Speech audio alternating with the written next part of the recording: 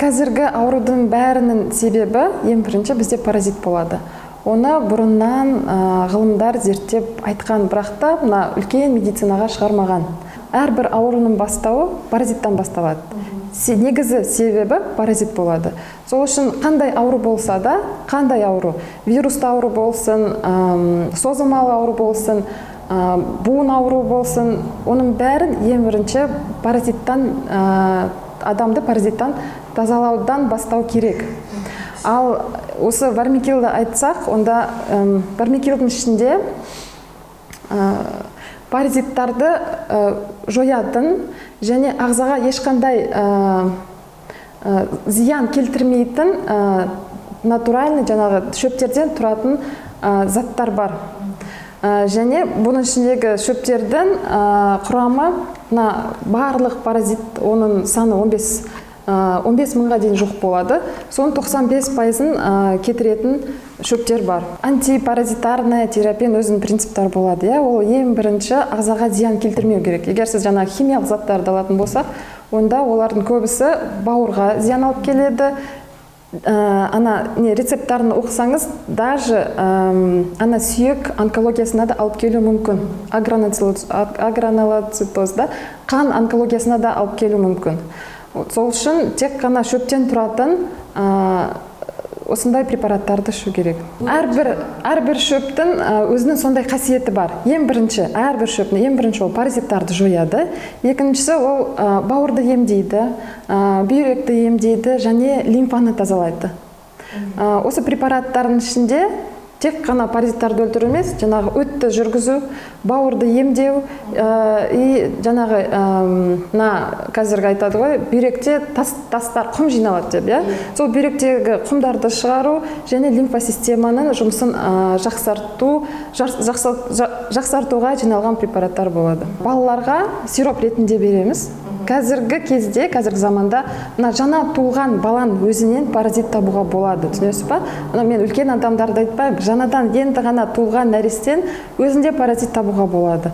Ол көбінесе жаңағы мамасы екіқабат болған кезде өзі паразит тасып жүрсе, ішінде паразит болса, көбінесе ол балаға да кетеді, балаға да жұғады.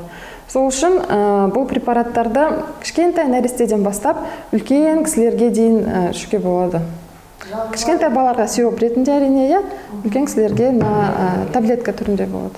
Қазіргі кезде ғылымдар тапқан, ашқан 15 мың түрі бар паразиттардың. Ол түсінесіз ба, 15 мың анализ тапсыру керек. Ол бірінші. Екіншісі 15 түрі анализ бар деп мен ойламаймын қазіргі өзіміздің медицинамызда. Екіншісі, оның паразиттар бар екенін біз өзіміз біле аламыз. Осы бұрынғы заманда адамдар емделген ғой, дәрігерге барған, дәрігерлері көрген, ешқандай анализ жоқ, КТ, МРТ жоқ, диагноз қойған ғой. Қазірде оның бәрін жасауға болады. Ол адамның өзінің бір симптомдары болады. Ең біріншісі, қазіргі кезде, ең біріншісі ол әрине сізде ауру болса. Егер сіз ауырып тұрсаңыз, яғни сізде паразит бар деген білдіреді. Екіншісі ол созылмалы аурулар. Егер сізде хронический пиелонефрит, хронический панкреатит, және артроз, омыртқа аурулары, аллергия, соңына терінің аурулары, псориаз сияқты. Егер сондай аурулар болса, сізде паразит бар деген білдіреді. Енді адам ағзасындағы 95% деп айтамыз, 95%. Өйткені бүкіл паразиттарды адам ешқашан тазаламайды. Өйткені адам өмір сүрген кезде күніге сол паразиттармен кездеседі, күніге. Ол паразиттармен кездескенде, енді біз бәріміз ауырып қалмаймыз ғой бір моментте. Неге? Өйткені біреудің иммунитеті төмен болады, біреудің иммунитеті жақсы жоғары болады. Ол неге байланысты? Паразиттарды өлтіргеннен кейін, осы вармикил ішкеннен кейін сонан кейін орыстарда мынандай бір мақал бар, свято место пусто не бывает деген, паразиттар кеткеннен кейін, оның орнына басқа микрофлораны біз толықтыруымыз керекпіз. Ол пайдалы, өзімізге пайдалы керек микрофлора. Өйткені біздің ағзамыздағы жұмыстың көбісін именно бізге пайдалы микрофлораны атқарады. Сол үшін вармикилдан кейін мынандай саумал дегенді ішу керек. Өзіміздің бұрыннан емделіп келіп жатқан өзіміздің табиғи өніміміз, препарат, былай айтқанда, это саумал. Осы саумал сол микрофлораны орнына келтіреді, және ол пайдалы микрофлора деген ол біздің иммунитетіміз, то есть иммунитетіміз көтереді. Сіздің иммунитетіңіз көтеріңкі болғанда, сіз ертең далаға шығасыз, бүткіл паразиттармен кездесесіз. Олар паразиттар кіреді, кірген жерде өліп қалады, ары қарай денеге бармайды. Не үшін? Өйткені антипаразитарлы терапиядан кейін иммунитетті көтергеннен кейін.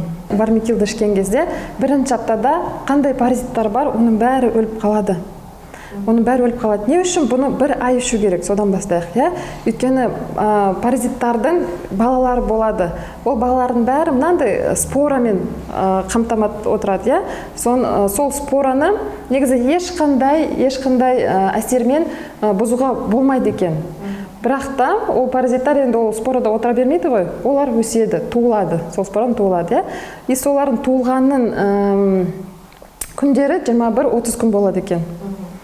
Яғни сіз фармикил бір апта ішесіз, паразиттардың бәрі өліп қалды. Ал 8-ші күні басқа бір спораның туылатын кезі келеді. Сонда сіз бұны ой, мен бір апта іштім, болды дейіңіз. Ал 8-ші күні паразит туылады, жаңағы басқа, и какой-то бір 2-3 сағатта ол өсіп кетеді. Сол үшін ертең паразит туылған кезде осы препарат қанның жаңағы лимфаның ішінде болсын деп біз бір ай ішуіміз керекпіз. Құрамындағы шөптерді алсақ, ең бірінші бізде мына жерде пижма деген шөп тұр. Ана шөппен айналысатындардың бәрі біледі. Мына пижма паразиттардың 99% өлтіретінін.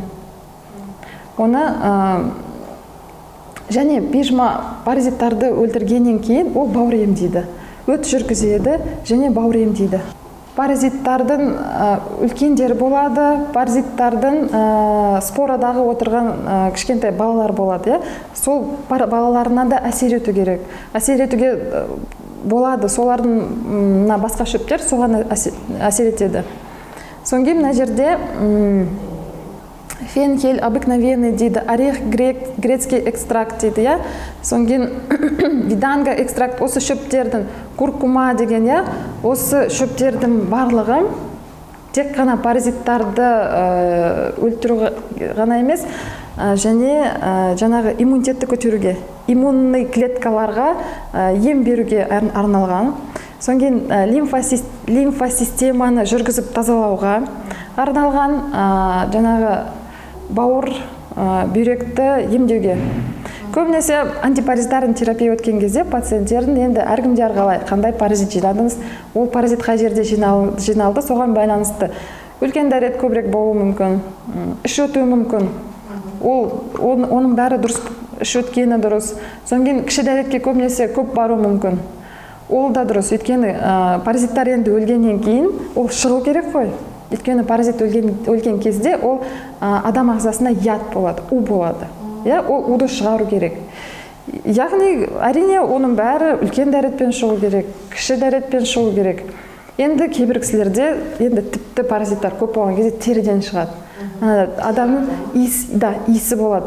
Болады ғой, кейбір кісілердің жанына жақындай алмайсың да, иісі қатты шығып тұрады. Бір жаман иісі. Оның бәрі токсины дейміз. Паразиттар өлгеннен кейін шыққан токсиндар болады. Мені қазір мен 30-ға толған кезде пайда болған ауру емес, ол 30 жылға дейін жиналған ауру. Жиналғаннан кейін кәдімгідей уже ауруға айланып, өзін көрсетіп тұрғаны 30 жастан кейін. Көбінесе пациенттердің көбісі жаңағы келіп, енді бір күнде емдеймін деп үміттенеді. Кешіріңіз, сіз 30 жыл жинаған ауруыңызды бір күнде емдеу мүмкін емес. Бір апта ішіп емдеу мүмкін емес.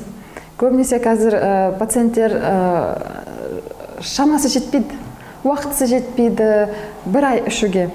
Ол керек, именно бір ай ішу керек. Бір апта ішеді, соң айтады, ой, менде ешқандай әсер болмады. Кешіріңіз, сіз 30 жыл жинаған затты бір аптада қалай емдеймін деп ойлайсыз.